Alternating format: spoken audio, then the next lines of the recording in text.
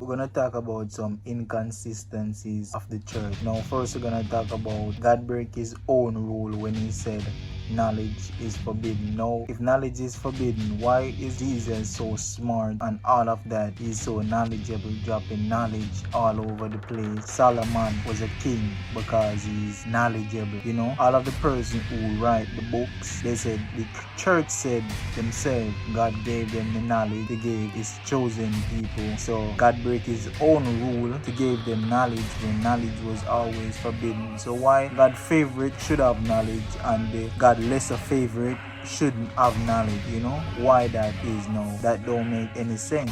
And let's step to the second point of this. Now we're gonna talk about that means if knowledge is forbidden, that means every invention and every new technology and all of those things are forbidden. Then they're forbidden because they're come by when we stack our knowledge onto the past and create something new, you know, breaking barriers and things like that to create something new. Everything that we have today is sin, is forbidden. We shouldn't have these things. So what is that, you know? And let's talk about they said life is about praising God.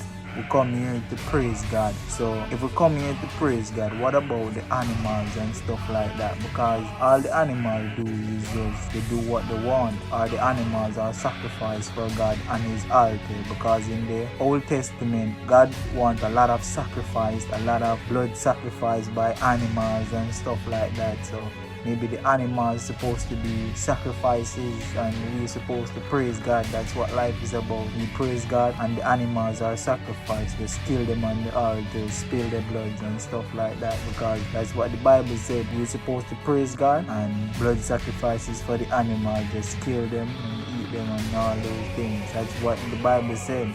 You know, I'm just going off what they said. So let's talk about another thing now. They said God chosen one. If God already have his chosen one, why bother the other people that's not chosen? Why bother saying, oh, you are sinners, when God already chose his chosen people? That means God know that everybody else is not gonna be chosen. He already chose his chosen one, so the one outside of that is sinners. So there is no reason to call anybody sinners because God already chose his chosen one. And outcasts, all the other ones say, alright, we already know you are not going to be with us. So why saying we are sinners when God already make up his mind? You know, why? Doesn't make any sense, you know. So answer that, you little Christians.